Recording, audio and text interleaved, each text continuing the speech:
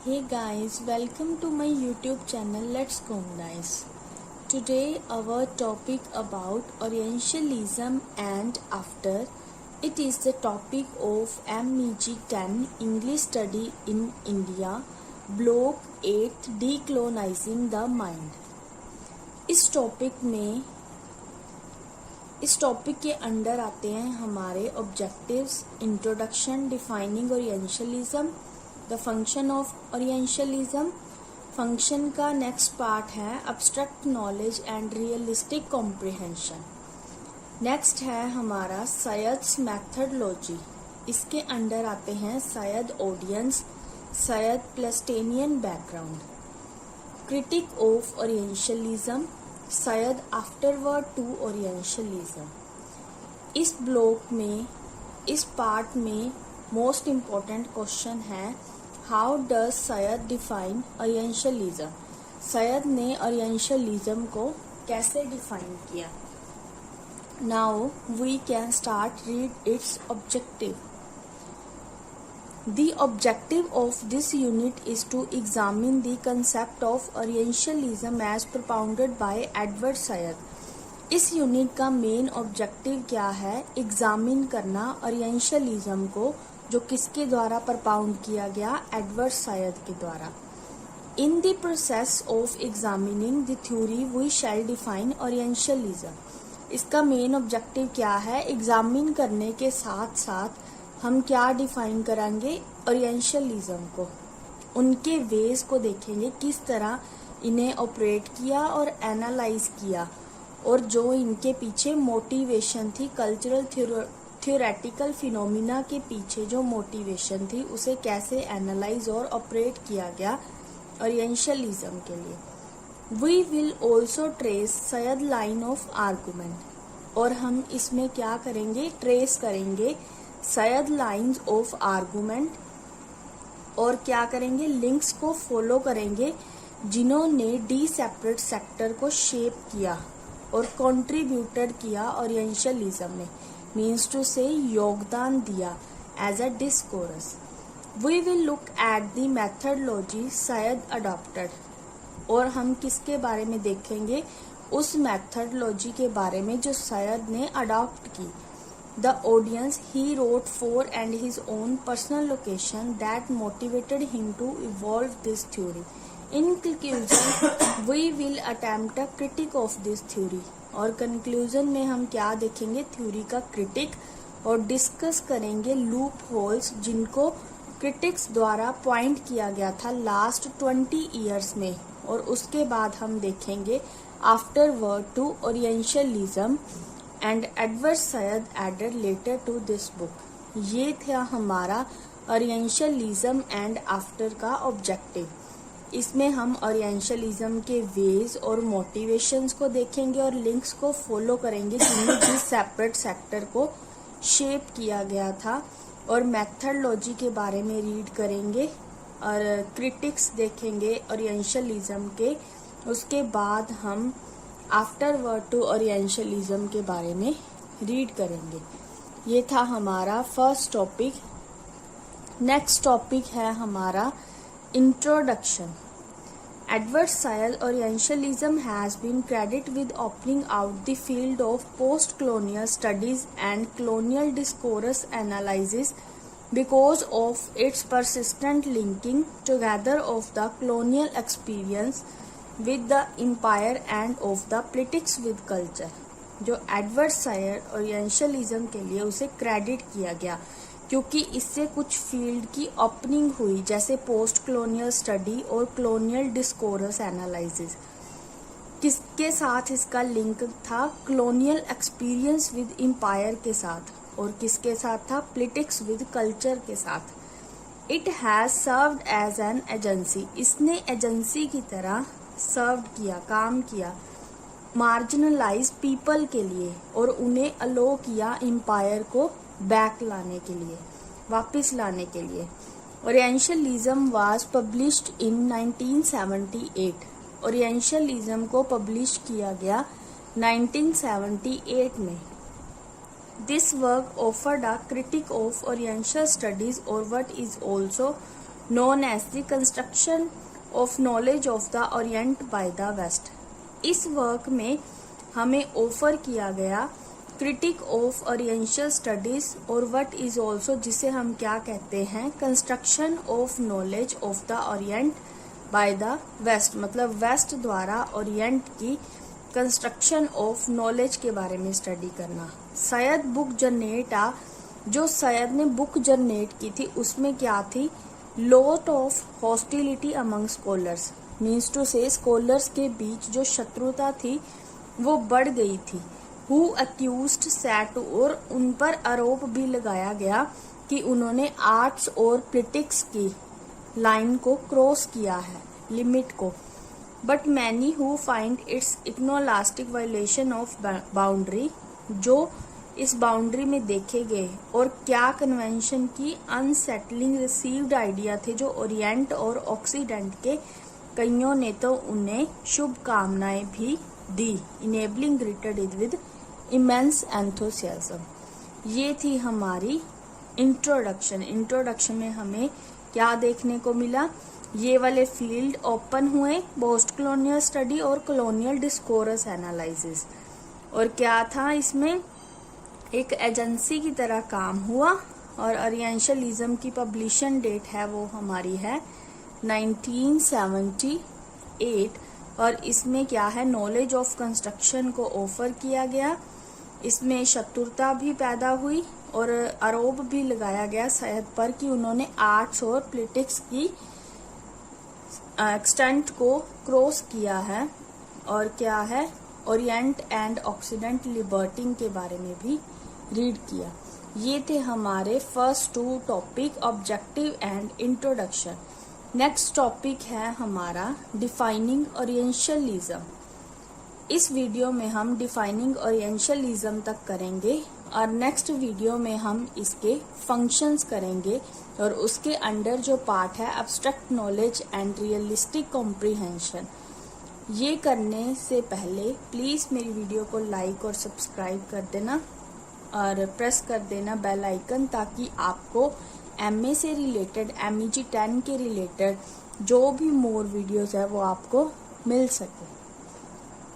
Next है हमारा defining orientalism. What do we understand by orientalism, हम क्या समझते हैं ओरिएंटलिज्म के बारे में। Said gives us 3 definitions in the introduction to his book.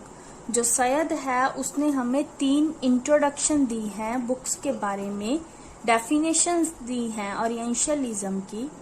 It would be appropriate that we examine each definition before we attempt an overall characterization of Orientalism।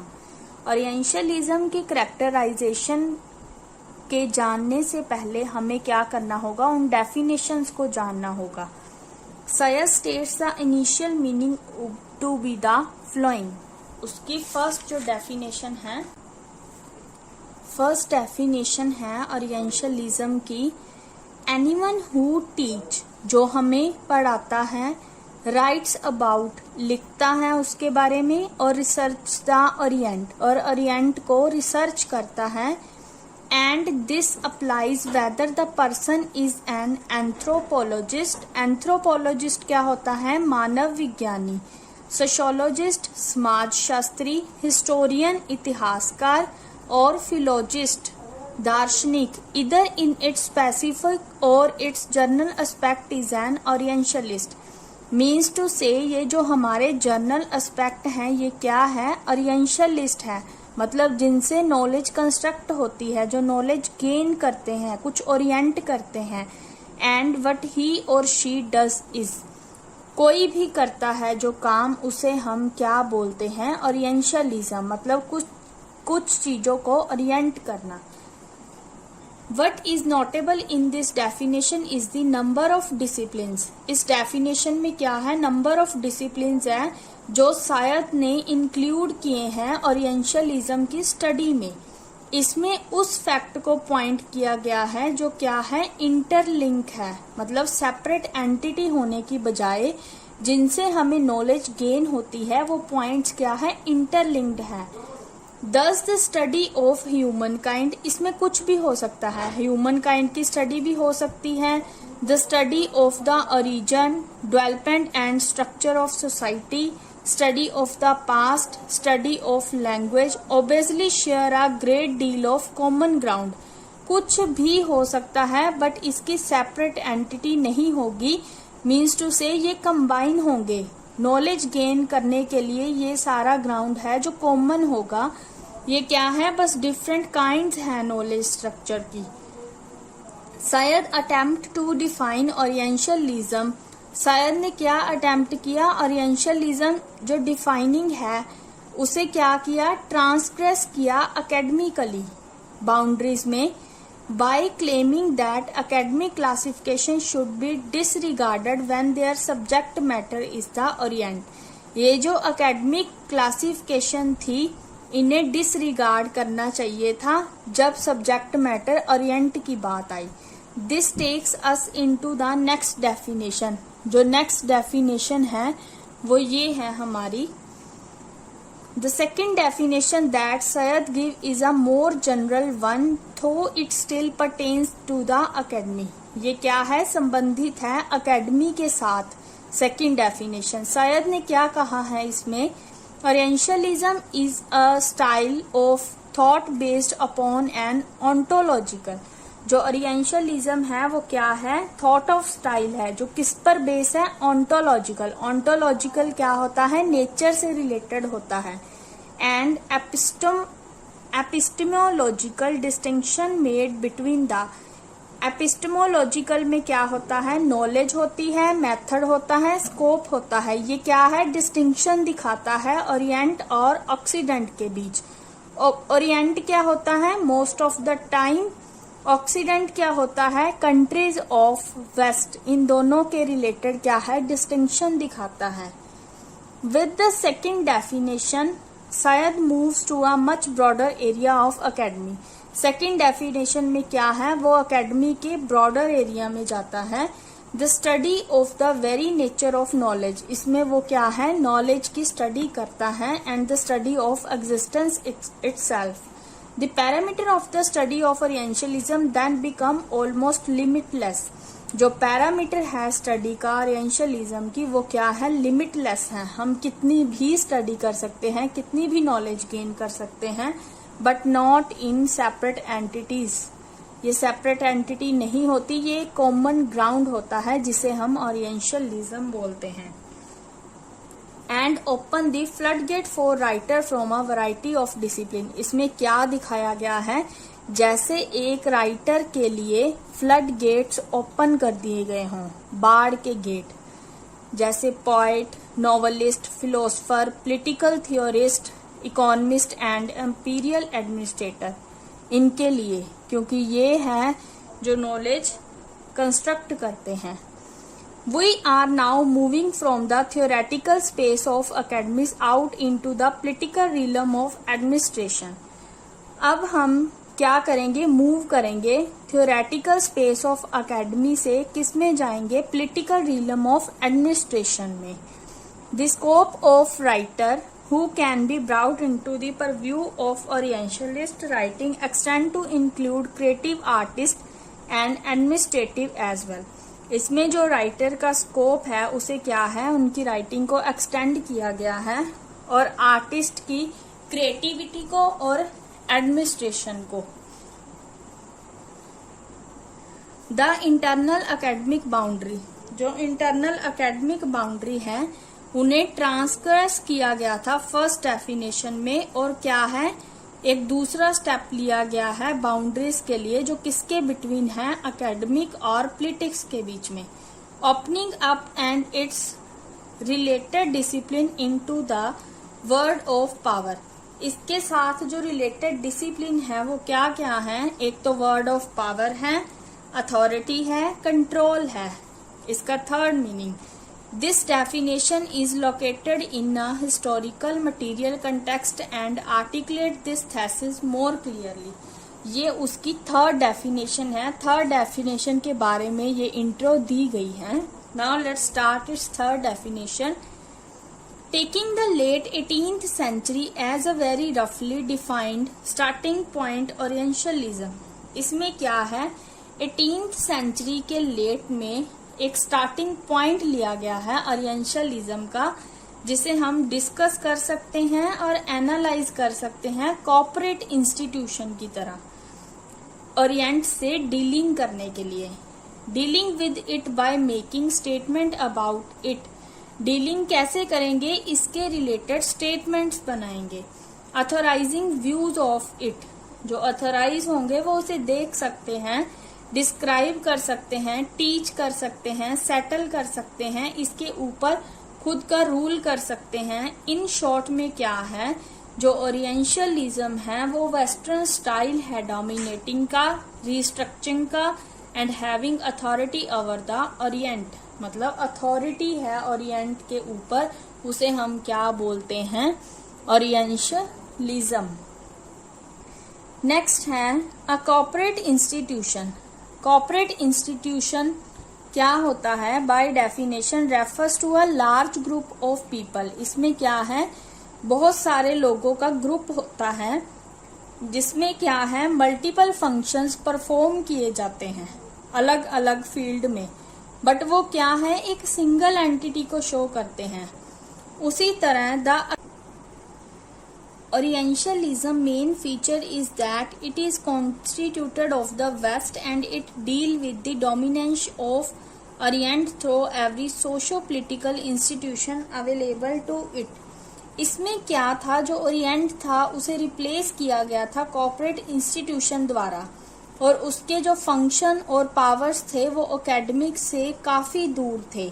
Orientalism का main feature क्या था, waste की constituted, और ये इसने किसके साथ deal किया था, डोमिनेशन ऑफ द ओरिएंट के साथ, जो भी इसकी सोशो पॉलिटिकल इंस्टीट्यूशन अवेलेबल थे इनके लिए। To construct the structure field of the orientalism. Orientalism के स्ट्रक्चर के लिए सयद ने फुकोल्ट नोशन, मतलब फुकोल्ट की नीति अपनाई, of constituting a discursive field. इससे क्या हुआ, विवादास्पद फील्ड कॉन्स्टिट्यूट हुआ, that is able to unite the separate material, जो किसके लिए एबल था, the separate material area of study को यूनाइट करने के लिए, इकट्ठा करने के लिए, like cooperative institution. Said argue that it is only by examining orientalism as a systematic discipline. Said ने किसके लिए आर्गूस किए, एग्जामिन करने के लिए ओरिएंटलिज्म क्या है, एक सिस्टेमेटिक डिसिप्लिन है, जिसमें क्या है, पॉसिबल है समझना यूरोपियन कल्चर को, अकेला उसे मैनेज करना नहीं है, और क्या प्रोड्यूस करना है, ओरिएंट प्रोड्यूस करना है, पॉलिटिकली, सोशियोलॉजिकली, मिलिटरली, आइडियोलॉजिकली, और नेक्स्ट है हमारा scientifically and imaginatively। Orientalism tried to show how the West achieved this।